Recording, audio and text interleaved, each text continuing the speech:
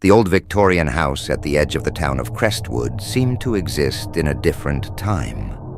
A relic of the past clinging to the present.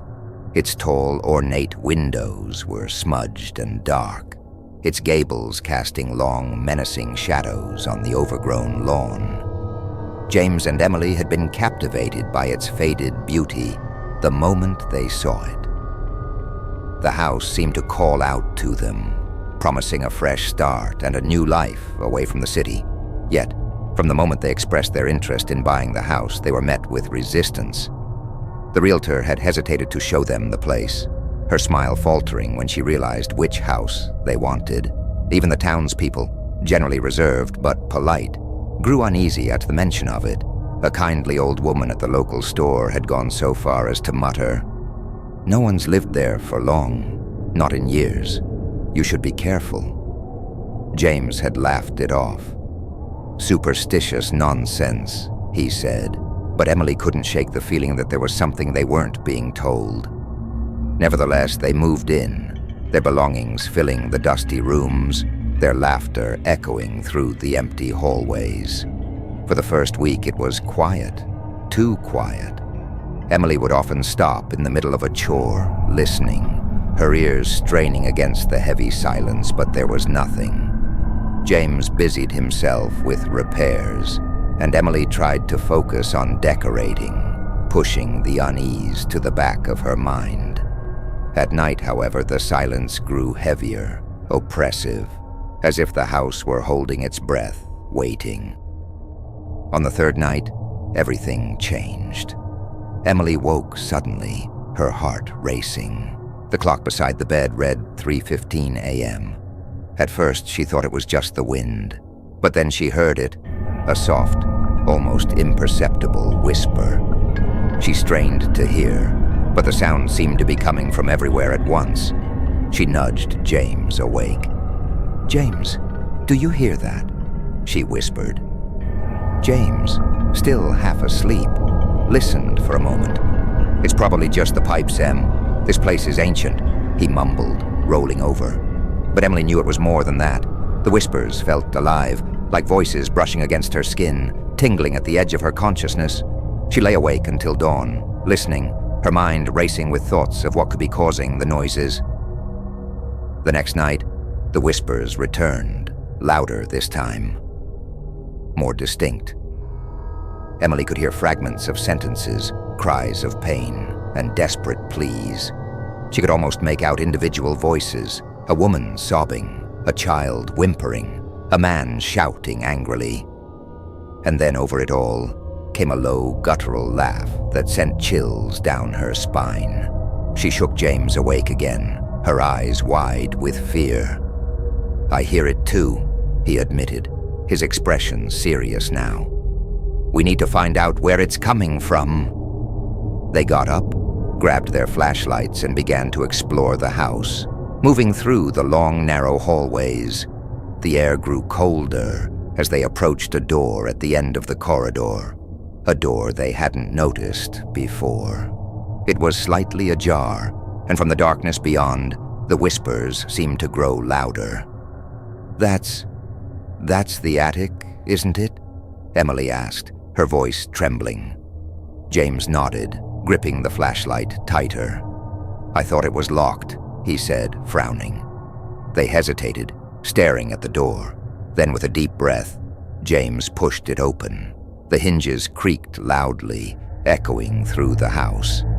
The attic was pitch black, the darkness swallowing the beam of their flashlights. As they stepped inside, the door slammed shut behind them with a deafening bang, plunging them into total darkness. Emily screamed, and James pounded on the door, trying to force it open. "It's stuck," he shouted, panic creeping into his voice. The whispers grew louder, more frantic. Shadows seemed to dance along the walls, moving in ways that defied logic. Emily turned her flashlight toward a corner of the attic, and her breath caught in her throat. A figure stood there, shrouded in darkness. At first, it seemed like a trick of the light, but then it moved, a slow, deliberate step forward. It was a man, tall and thin, wearing an old blood-stained coat. His face was obscured by shadow, but his eyes gleamed with a malicious light. "James," Emily whispered, backing away slowly. James turned his flashlight toward the figure. The light flickered, briefly illuminating the man's face. A twisted grin, teeth bared in a grotesque smile. The figure reached out with long skeletal fingers, and the air grew colder still. Suddenly, the door behind them flew open, and they stumbled back into the hallway. The whispers stopped abruptly, and the house fell silent once more. They ran back to their bedroom, slamming the door shut, their hearts pounding in their chests. "We can't stay here," Emily gasped, her voice choked with fear. James nodded, his face pale. "We'll leave in the morning," he agreed. The next day, they went to the local library hoping to find answers. They asked the librarian, a frail woman with glasses perched on the edge of her nose, if there were any records about the house. "You mean the Whitaker place?" she asked, her voice barely above a whisper. "Not many folks talk about it, but there are some old records in the archives." The librarian led them to a back room filled with dusty files and yellowed newspapers. She handed them a folder labeled Whitaker Asylum. Inside, they found articles detailing the house's grim history. The house had once been a private asylum run by Dr. Frederick Whitaker, a man known for his radical and cruel methods. He believed he could cure insanity by shocking the mind and body into submission. Patients were subjected to horrific treatments, electroshock therapy, ice baths, and surgeries without anesthesia. Many patients died under his care, their screams echoing through the halls. Dr. Whitaker believed he could capture the soul at the moment of death, harnessing its energy for his own purposes. His experiments grew more extreme, and one night, he vanished without a trace. The asylum was shut down, but rumors persisted that the souls of the patients remained trapped within its walls, reliving their torment over and over again. Emily's hands trembled as she read. "The spirits, they're still there," she whispered, "and they want us to join them." That night they packed their bags, determined to leave at dawn. But as midnight approached, the house seemed to come alive once more. The walls groaned, the floorboards creaked, and a low, distant hum filled the air. The clock ticked toward 3:15 a.m., and they felt a growing sense of dread, as if the house were holding its breath. At 3:15, the house erupted. The whispers returned, louder than ever, filling every room with a deafening chorus of voices. Shadows moved across the walls like living things, and the temperature plummeted.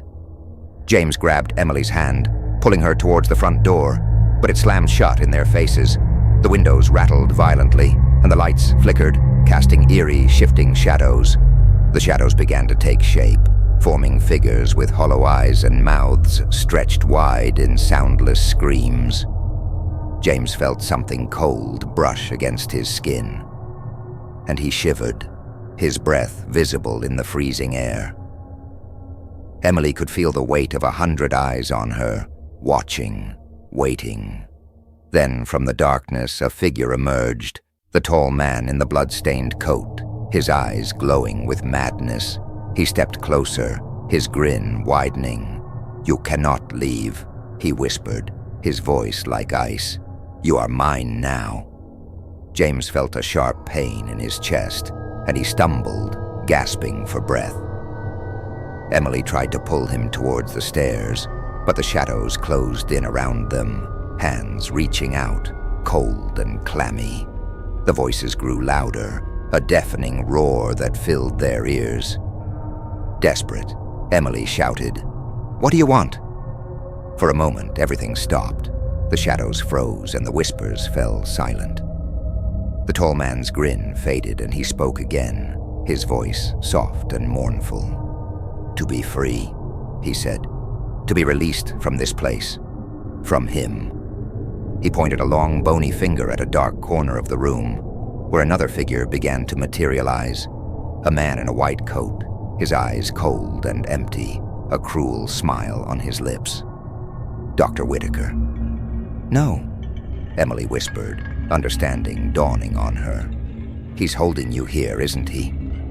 The spirits nodded, their faces twisted in anguish. James, clutching his chest, managed to gasp, "How do we free them?" The doctor's figure began to laugh, a low, hollow sound that filled the room. "You can't," he sneered. "You're mine, just like they are, forever." The shadows surged forward, closing in around them. Emily grabbed a candlestick from the mantel, brandishing it like a weapon. "We have to destroy whatever's keeping him here," she shouted. James, finding his strength, nodded. "The basement," he rasped. "The house's heart. That's where he would have hidden it." They ran, the shadows clawing at their heels, down the narrow staircase that led to the basement. The air grew colder with each step, the darkness thickening around them like a shroud. They reached the basement door and flung it open, stepping into the inky blackness. Inside, the basement was filled with old medical equipment, rusted scalpels, stained gurneys, and glass jars filled with strange, murky liquids. In the center of the room was a large, ornate chest, its surface covered in strange symbols and runes. The whispers were deafening now, a chorus of voices begging, pleading, and crying out. Emily and James moved towards the chest, their hearts pounding. As they reached it, the shadows coalesced around them, forming a barrier. The figure of Dr. Whitaker appeared, his face twisted in rage. "No!" he screamed. "You will not release them!" Emily grabbed a crowbar from the floor and pried open the chest. Inside, they found a collection of strange objects, a pocket watch, a scalpel, a small vial of dark liquid, and an old journal. James grabbed the journal and flipped through it, scanning the pages. "It's his," he whispered. "His notes, his spells. This is how he trapped them." Emily, thinking quickly, grabbed the vial and threw it against the wall, shattering it. The liquid inside hissed and bubbled, releasing a thick, acrid smoke. Dr. Whitaker screamed, a sound of pure rage and terror. James tore a page from the journal and set it alight with a match. The flames consumed the paper, and as it burned, the whispers grew louder, more frantic. The shadows began to waver, their forms flickering like candle flames in the wind. The doctor's figure writhed in pain, his form becoming less solid, more ghostly. "No," he howled, "you cannot defeat me!" But it was too late. The spirits surged forward, their faces filled with hope, their voices rising in a crescendo of relief. The shadows dissipated, the air grew warmer, and the oppressive weight that had filled the house lifted. Dr. Whitaker's figure twisted, stretched, and finally dissolved into nothingness, his screams fading into the distance. Emily and James stood in the center of the room, breathing heavily as the house fell silent. Truly silent, for the first time since they had arrived. The spirits were gone, freed from their torment. The air felt lighter, the oppressive energy lifted. They walked back upstairs, their steps slow and heavy, and watched as the first rays of dawn filtered through the dusty windows. The house was still and quiet, the whispers gone, the shadows now just ordinary darkness. They knew they had to leave, but they also felt a strange peace, a sense that the house had been waiting for this moment for decades. They packed their bags, their hands still trembling, and left the house without looking back. As they drove away, they glanced in the rearview mirror and saw the house standing alone, its windows no longer dark but reflecting the morning sun. But they knew, as they rounded the bend and left it behind, that the house would always wait, always for the next occupants.